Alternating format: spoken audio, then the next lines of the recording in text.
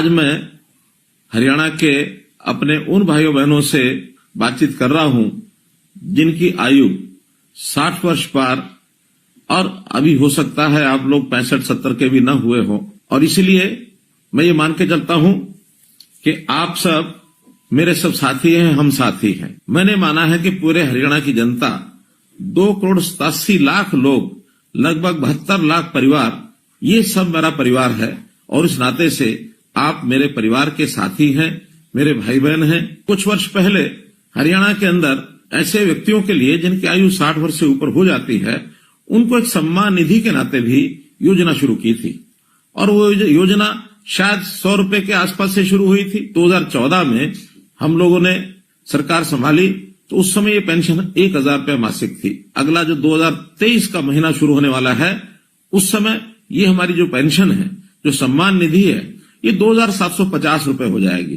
कहाँ 1,000 रुपया, कहाँ 2,750 रुपया। अब इस नाते से हम अपने प्रदेश के लगभग 18.5 लाख बुजुर्गों को ये हर महीने राशि पहुंचाते हैं। 460 करोड़ रुपए से ऊपर ये राशि हर महीने पहुंचती है।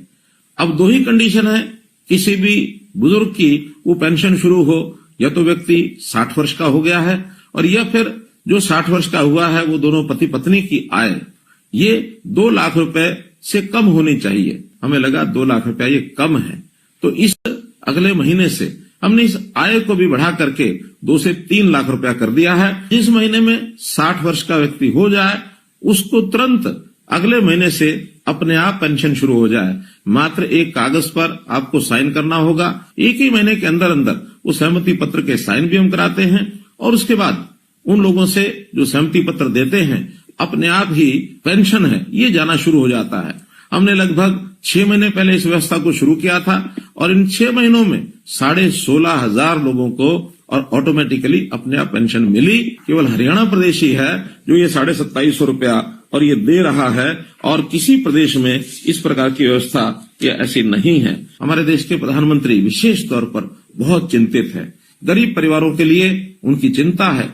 इस नाते से उन्होंने हर गरीब परिवार के लिए 5 लाख रुपए तक का ये जो स्वास्थ्य बीमा है ये लागू कराया है आयुष्मान भारत के नाते। हमने उसमें अपनी एक योजना बनाई, चिरायु योजना, ताकि 1,80,000 रुपए तक की आय के जो परिवार हैं उन सबको इसका लाभ मिले, और इसमें 29 लाख से भी ज्यादा परिवार इसमें कवर हो रहे हैं। इस वर्ष के बजट में हमने इस आय को बढ़ा करके 3 लाख रुपया प्रति परिवार ये आय रख करके और थोड़े से पैसे लेकर, थोड़े पैसे यानी 125 रुपया महीना अर्थात 1,500 रुपया साल, इतना पैसा लेकर के भी उनकी जो स्वास्थ्य बीमा योजना उनको भी इसको ऑफर किया है ताकि वो इसको ले सके और परिवार के इस खर्च को बचा सके। एक वर्ग ऐसा हमको ध्यान में आया कि आयु भी 80 वर्ष से ऊपर है, अकेले रहते हैं और उनकी अपनी इनकम हमारे डाटा के हिसाब से 25,000 रुपए से कम है। ऐसे भी 3,600 लोग हैं। अप्रैल से इन सब लोगों के लिए जो वृद्ध आश्रय स्थल, सेवा आश्रम, वरिष्ठ नागरिक सेवा आश्रम, इन सेवा आश्रमों में उनको हम कहेंगे जाकर के वो वहां रहें। अगर वो सहमत होंगे उन सबको हम इन सेवा आश्रमों में रखेंगे। कोई गरीब परिवार है उसकी हर प्रकार की चिंता, राशन कार्ड के नाते से ऑटोमेटिक राशन बनते हैं। अगर किसी परिवार के सिर पर छत नहीं है, प्रधानमंत्री आवास योजना के अंतर्गत उनको मकान मिलता है।